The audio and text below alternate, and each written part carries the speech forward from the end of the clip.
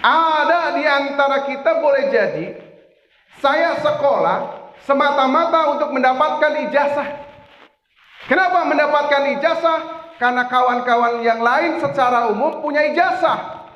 Kalau kita punya niat sekolah ini semata-mata untuk mendapatkan ijazah, maka saya katakan mubazir Anda sekolah. Ngapain Anda sekolah? Kalau orientasinya ijazah. Jadi Anda harus berpikir secara matang, secara bijak, bahwa kita datang ke sekolah ini bukan cari ijazah, tapi lillahi ta'ala, mencari keridhaan Allah untuk persiapan kita di masa akan datang dengan ilmunya.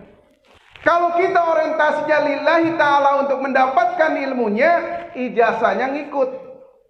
Tapi kalau kita semata-mata untuk mendapatkan ijazah, ilmunya belum tentu kita dapat. Kenapa ilmunya tidak dapat? Ijazahnya dapat. Karena kita tidak sungguh-sungguh belajarnya.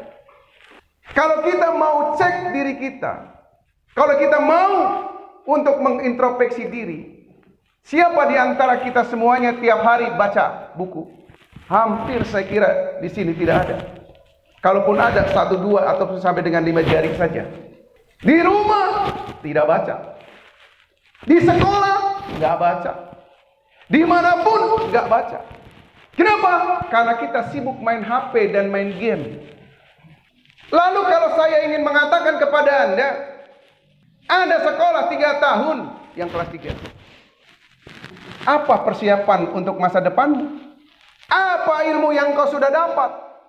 Apa kemudian Anda punya keyakinan bahwa ke depan Anda bisa bersaing dengan sekolah lain?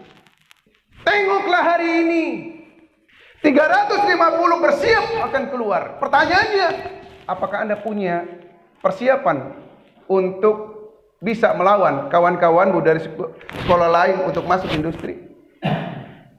Sejauh mana persiapanmu? Karena lulusan itu banyak.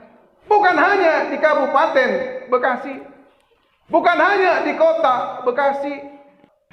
Pabrik di mana yang buka tiap tahun?